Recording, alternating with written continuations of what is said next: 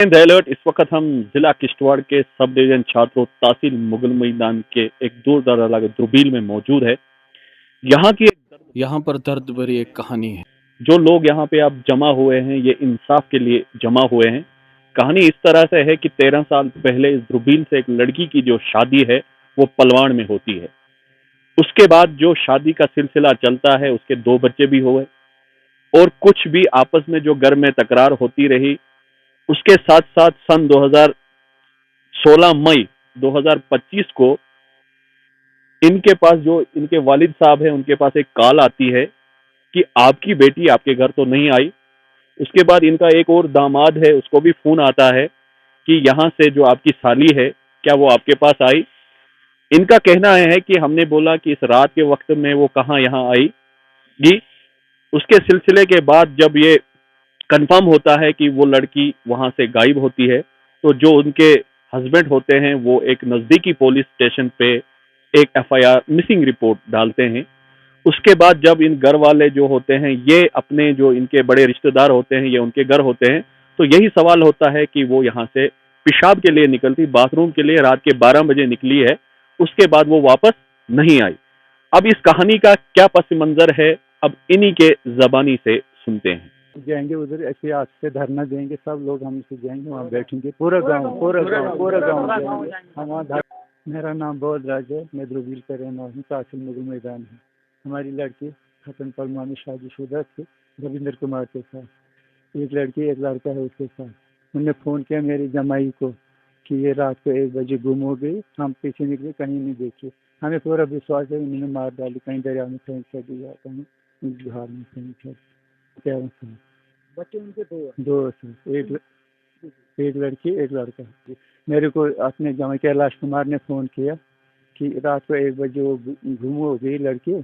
किसने फ़ोन किया मेरे से? फिर मैंने आधा घंटे के बाद उनको फ़ोन किया, बोलते हम बिल्कुल 1 बजे हम पेशाब को निकली थी, हम भी पीछे गए कहीं नहीं मिली। बस यही बात। कितना वक्त हो गया? आज कोई 20 दिन हो गए। आप कैसे कह सकते हो कि उन्होंने मारी आपके पास? वो जब घर में आती, हाँ ठीक है, हाँ ठीक है। जब भी वो घर में आती थी मैं वापस वो फ़ोन पर वापस लेते थे, वो बोलती मेरे दे दीजिए वो मुझे मारेंगे, मैं नहीं जाऊँगा मारेंगे, हम भेज देते थे। जब उसने लड़की ने आपको पहले से बता दिया था कि मुझे डर है, नहीं जा सकते, आपने लड़की को फिर क्यों भेजा बार-बार? उधर के वो जिम्मेदारी पकड़ी ना सर, उन्होंने भूषण था और मुखर्जी था, अपनी जिम्मेदारी बोलो जवाब दिया था कि 1 बजे बोलते हैं 1 बजे गुम गई रात को, ढूंढते हम कहीं नहीं मिलती। उसके बाद किश्तवाड़ वहाँ मैंने एप्लीकेशन दी एसएसपी साहब को और एसएसपी को साथ भी बराबर का उसने दरख्वास्त दी थी। क्या कुछ आगे पुलिस का क्या कुछ नहीं सर, कुछ नहीं निकला। उनके बोला था हम फ़ोन करेंगे आपको, हम करेंगे इसका कुछ नहीं हुआ। इस वक्त अभी गुजारिश है उनको इंक्वायरी होनी चाहिए। वो बोलेंगे खुद, जब उनको बोलेंगे वो खुद ही बोलेंगे कहाँ गई वो कहाँ नहीं। नाम कैलाश कुमार हूँ, मैं चाप का रहने वाला हूँ। मुझे 16 तारीख 7:45 पे फ़ोन है। उन्होंने बोला कि सरोशा देवी वहाँ पे तो नहीं आई है। मैंने बोला यहाँ पे नहीं। उन्होंने फिर बोला कि आप ऊपर करो फ़ोन मेरे ससुराल वालों को, उनको पूछो। फिर मैंने इनको किया फ़ोन और इन्होंने बोला यहाँ पे नहीं आई मेरी साली। अच्छा, उसके बाद क्या खटन में भी गया हूँ, पलमार के खटन पलमार के रहने वाले हैं, उनके घर में गया। मैंने उनको भी बोला वहाँ पे अगर है आपको कुछ शक। उन्होंने यही बोला कि हमने कुछ नहीं किया। 1 बजे और रात को पेशाब करने के लिए बात नहीं हुई, बाद में वापस आई। उसका बाप का नाम सर बोधराज है, लड़की का बाप का नाम बोधराज है जो यहाँ पे है। उसका हस्बैंड का नाम है रविंद्र कुमार। सर 20 दिन पहले मैंने उसको एक फ़ोन यहाँ से किया था, मुझे गाय लेनी थी, उसके बारे में मैंने उसको फ़ोन किया था। उसने बोला देखता हूँ मैं, अगर मिलेगी कहीं तो मैं कर दूंगा फ़ोन। उसके बाद कोई फ़ोन नहीं उसका है। जो आपकी बीवी और उनका रास्ता होता है, मैं अगर उसको यहाँ से करता था फ़ोन या कभी वो वहाँ से करता था फ़ोन तब जाके बात करे, ऐसे कोई रास्ता नहीं। तो अब आप क्या चाह रहे हैं कि जो आपकी शादी के साथ शक, आपका भी यही शक है? मेरा भी सर यही शक, यही शक है सर। मैं उस पर भी मुझे शक है, उसका हस्बैंड जो रविंद्र कुमार उस पर भी शक है, जो उसको बड़ा है रविंद्र का बड़ा भाई उसका भी शक है, उस पर भी मुझे शक है। क्योंकि जब वो इधर आती थी वो बोलती थी कि हमें मारेंगे। क्या रोशन लाल, वो 13-14 साल हो गए पहले भी यही तो वही बोलती, जब इधर आती थी वो बोलती थी मुझे मार देंगे सर। हमने बोला ऐसे कोई नहीं मारता है, कोई बात नहीं। उसके बाद उन्होंने फिर इन्होंने बात की उनके साथ, उन्होंने तो जुम्मेदारी पकड़ी थी कि हम इधर ही हैं। उसके बाद सर कोई मालूम ही नहीं। कैसे जबान में फ़ोन करते थे हम भेज देते थे लड़के। नहीं, हमारा यही कहना है कि यहाँ पे कानून जो है अमीर और गरीब के लिए एक जैसा है, लेकिन मुझे लगता है कि अमीरों के लिए अलग सा कानून है, गरीबों के लिए अलग सा कानून। गरीब अमीर अगर अमीर बाप की बेटी होती तो इस वक्त हंगामा होता पूरे डिस्ट्रिक्ट में, लेकिन ये गरीब खानदान है, हमारा गांव गरीब है, हमारा ये परिवार जो उस लड़की का है, फादर है गरीब घर से ताल्लुक़ रखता है, लेकिन 2-3 हफ्ते से लड़की गायब है और इसने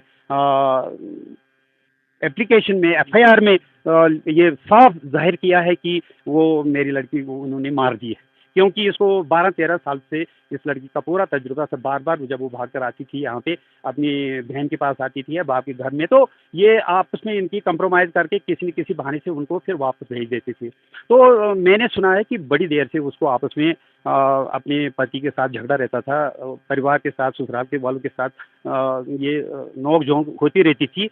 लेकिन आज जो है 3 हफ्ते से वो अगर रात के 1 बजे गायब हुई है, उन्होंने जल्दी-जल्दी में एफआईआर दिया। वैसे ही जब वो भाग कर आती थी पहले ही इनको कांटेक्ट करते थे कि उधर तो नहीं हम वो लड़की आई। तो यार उसके कानूनी कार्रवाई इस तरह से होनी चाहिए, सरसरी कार्रवाई से वो नहीं बोलेगा।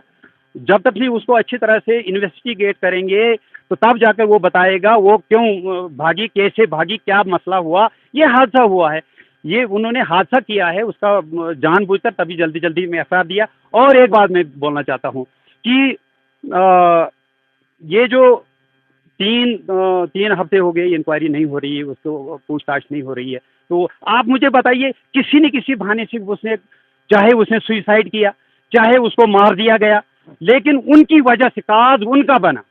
काज तो उनका चाहे डेथ का है, सुसाइड का है या क्या है, या उन्होंने मर्डर किया है, रीजन तो वही बने ना, ससुराल वाले, उसका पति बना, उसके ऊपर भी पनिशमेंट है, उसके ऊपर भी इंक्वायरी है और सजा है, वो होनी चाहिए। अगर एक बात को मुझे लगता है सुस्त रफ्तारी से काम, फॉर्मेलिटी के तौर से काम कर रहा है, सख्त एक्शन जिससे वो एक within no time inquiry करके वो बताते थे, अपनी हकीकत बताते थे, उस सूरत में वो काम नहीं हो रहा है, उस सूरत से एक्शन हो नहीं रहा है।